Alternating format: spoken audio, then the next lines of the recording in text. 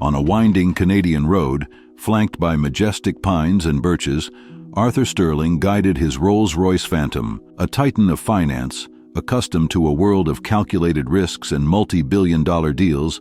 He was heading to another crucial business meeting, his mind already racing through strategies for the day ahead. Suddenly, movement at the edge of the woods caught his eye. Arthur slowed down, witnessing a scene of profound distress. A doe, her beautiful form contorted in pain, was cruelly entangled in rusty barbed wire, which had dug deep into her hide. Nearby, trembling with fear, stood a small, spotted fawn. Something stirred within Arthur.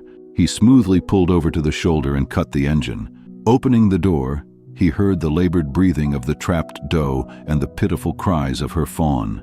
"Easy now, easy," Arthur murmured in a low, calm voice. "I'm here to help."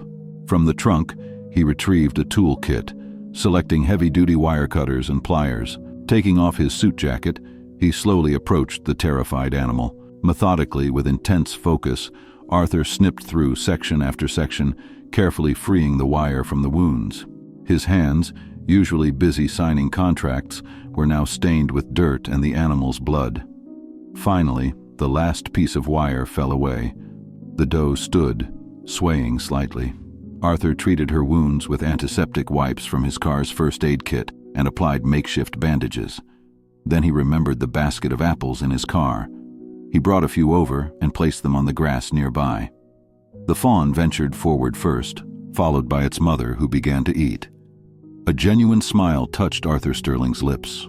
When the apples were gone, the doe lifted her head and looked directly at Arthur with a long, steady gaze. There was no longer fear in her eyes, only a deep, wild stillness. With a soft snort, she turned and, limping slightly, slowly headed for the protective cover of the trees. The fawn, casting one last curious glance at the man, bounded after her. Arthur gathered every piece of the hazardous barbed wire and called the local wildlife authorities, reporting the incident and offering a substantial donation to fund cleanup efforts in the area. Later that day, sitting in his penthouse overlooking the city skyline, Arthur Sterling found himself thinking not of market fluctuations, but of the deep green forest, the trusting eyes of the doe, and the fragile life of her fawn. He realized that true value wasn't measured solely in balance sheets, but in moments of connection, in acts of compassion, in recognizing the shared vulnerability of all living things. Stories like this remind us that kindness can bloom in the most unexpected places, and that everyone, no matter their walk of life, has the power to make a difference. Important information about helping wildlife. Always maintain a safe distance. Wild animals can be dangerous, especially when injured or scared. Call the professionals. In most situations, it's best to contact your local wildlife agency, animal control, or a wildlife rescue organization. They have the training and equipment to handle the situation safely. Do not feed wild animals human food.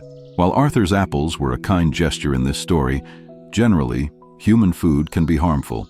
Only provide natural foods appropriate for their diet if specifically advised by wildlife experts in an emergency.